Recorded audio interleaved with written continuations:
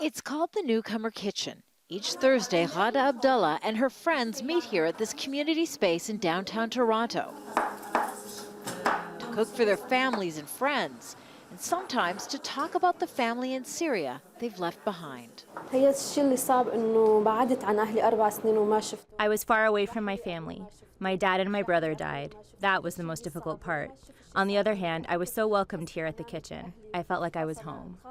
She's one of more than 35,000 Syrian refugees to be welcomed to Canada. The first plane arrived last December, greeted in person by Prime Minister Justin Trudeau. There you go, very warm. As part of the government resettlement package, refugees were given clothing, housing, and a monthly allowance to ease adjustment. But the payments were set up for just 1 year. That means federal support will be cut off for some refugees like KHALID ALZAMEL. The money from the government was a great comfort, very happy for that support. But now that year has come to an end and I need to find a job.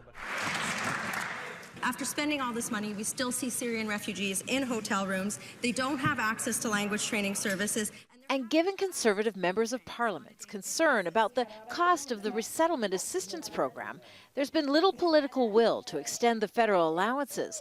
That means many are facing an uncertain future. Just a little more than 10% of Syrian refugees are able to find full-time work. The language barrier seems to be the biggest problem.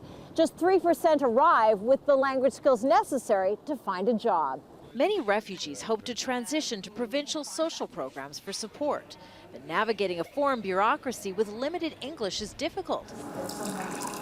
Private groups like the Newcomer Kitchen aim to help. Meals made here are sold online, offering the refugees business training, modest incomes, and a chance to rebuild their lives. They'll start to talk about, the real challenges that they have, the grief that they have, the losses that they've had. But, they also understand the opportunities that they have.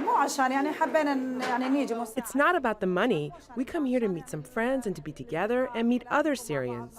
They're determined to make Canada their new home. Kimberly, Halkett, Al Jazeera, Toronto.